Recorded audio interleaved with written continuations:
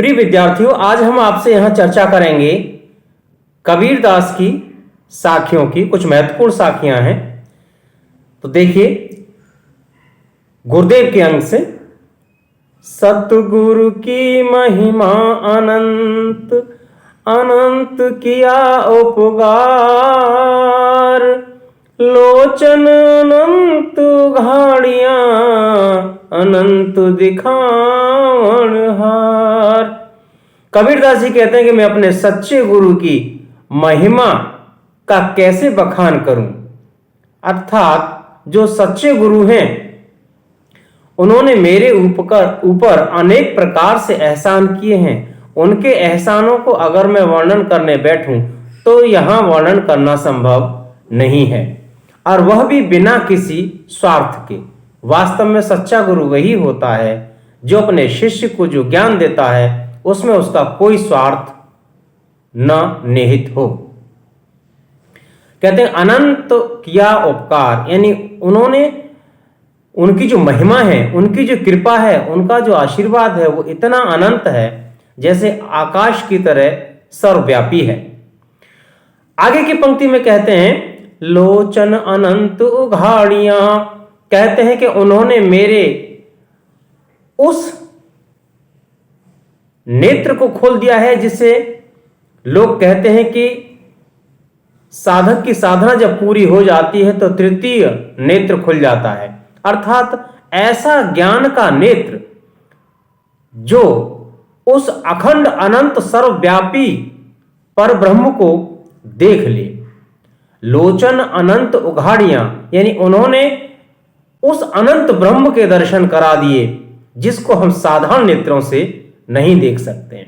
अनंत दिखावन हार, अर्थात मेरा जो गुरु है उसने मुझे अनंत परब्रह्म का दर्शन करा दिया। इसलिए मैं बार बार अपने गुरु के उपकार से इतना कृतज्ञ हूं कि मैं उसको चुका नहीं सकता। दूसरा पद देखिए,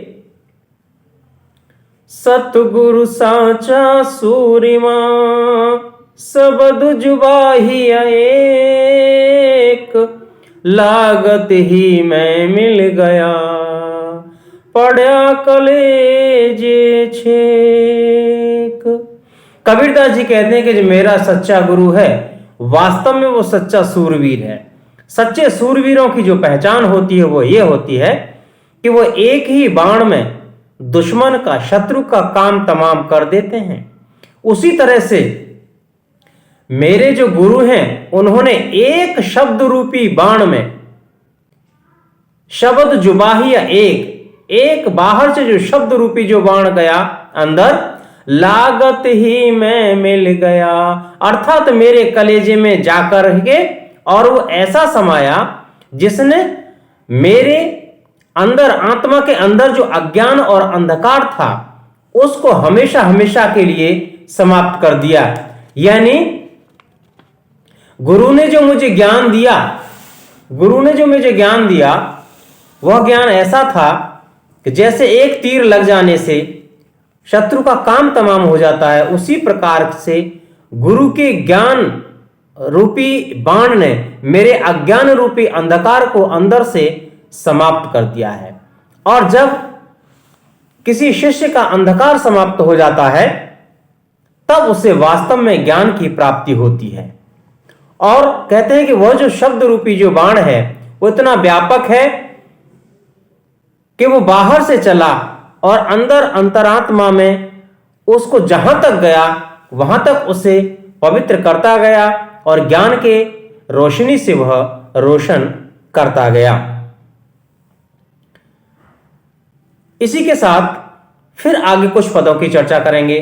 तब तक के लिए धन्यवाद।